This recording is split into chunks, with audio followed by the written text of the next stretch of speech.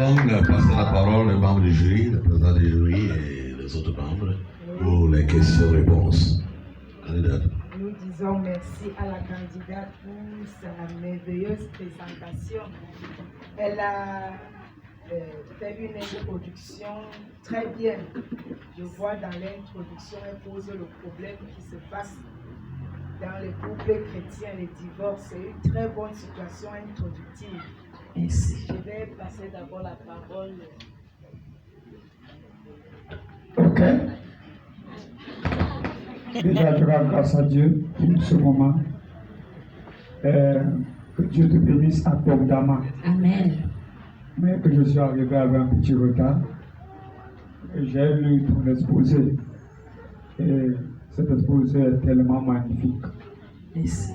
J'ai parcouru tous les passages. Et c'est vraiment bon de l'introduction à la conclusion. Donc, je félicite déjà ton mémoire. Merci. Et la première question dont je vais te poser, parlant du mariage, quand est-ce que le mariage a commencé, selon la Bible? Merci. Quand est-ce que le mariage a commencé? Le mariage, selon la Bible, comme je dis, Christ est le chef de l'Église. Donc, je dirais que le mariage a commencé dès la fondation du monde, dès la création du monde. C'est là que le mariage a commencé. Ok. Lorsque nous regardons dans le livre de Genèse, chapitre 2, la Bible dit que Dieu créa l'homme à son image et à sa ressemblance. Il créa les deux à l'image de Dieu. Et au chapitre 4, de Genèse chapitre 4, la Bible dit Dieu forma l'homme et la femme. Donc, je peux encore t'encourager ici en disant que le mariage n'est pas quelque chose à s'amuser, puisque le mariage est d'abord hautement spirituel. Et lorsque dans un mariage, que ce soit le mari et la femme, lorsqu'ils ne sont pas hautement spirituels, ce mariage va connaître beaucoup de problèmes. Donc déjà, avant que le mariage soit matérialisé physiquement, elle a d'abord été faite spirituellement. Et j'ai lu quelque part sur la thèse des enfants. Comment est-ce qu'un homme et une femme peuvent faire grandir leurs enfants? Puisque dans la parole de Dieu, je connais des couples ou des foyers, même chrétiens, ont eu des problèmes concernant les enfants. Mais maintenant, comment est-ce qu'un couple chrétien peut amener leurs enfants à grandir? Merci. C'est pour cela qu'au départ, quand je donnais le rôle de l'homme d'abord, j'ai dit l'homme aide sa femme à éduquer les enfants. Comme étant donné que l'homme est le chef de la famille, c'est d'abord une grande responsabilité pour l'homme, parce que c'est l'homme qui doit d'abord montrer l'exemple. Et pour éduquer les enfants, comme la Bible nous dit, enfants, obéissez à vos parents. En tant que chrétiens déjà, nous devons commencer à éduquer les enfants, à amener les enfants dès la base à grandir dans la crainte de Dieu. Et tout enfant qui grandit dans la crainte de Dieu seront des enfants meilleurs demain. Avec Dieu au centre, l'homme et la femme éduqueront bien les enfants. Et maintenant, comment éduquer donc ces enfants? Comment éduquer ces enfants? Je peux prendre un français simple.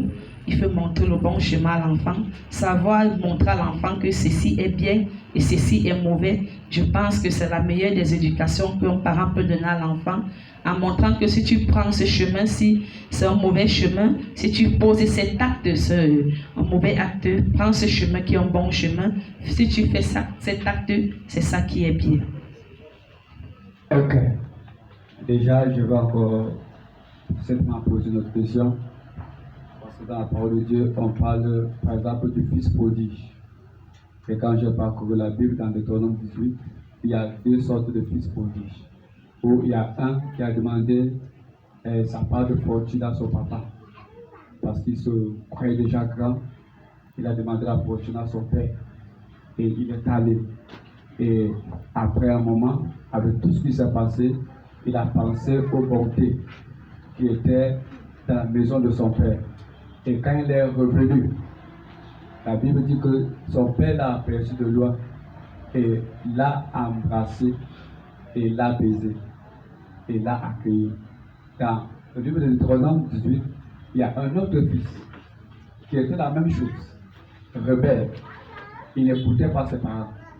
Pour lui, il était un rebelle. Et ses deux parents sont arrivés jusqu'à la mort de leurs enfants, de cet enfant. Ils ont amené cet enfant chez les anciens et à cause de leur jugement sur l'enfant, on a lapidé l'enfant et l'enfant est mort. Or, dans l'autre contexte, les parents ont accueilli l'enfant. Et ce que je peux encore ajouter, déjà là, pour mieux élever nos enfants dans des foyers, pour les faire mieux grandir, nous devons toujours les accueillir, comme tu as dit. Nous devons toujours les embrasser. Nous devons toujours les faire des baisers. Amen. Parce qu'il y a dans certains foyers où certainement des embrassades qui étaient réservés pour les enfants, tous ces embrassades sont maintenant concernés pour les vieux. C'est-à-dire qu'ils n'arrivent plus à embrasser leurs enfants. Ou bien les baisers du père ou de la mère qui étaient concernés pour les enfants, maintenant tout revient au mari et à l'homme. Et les enfants se sentent isolés, les enfants se sentent abandonnés.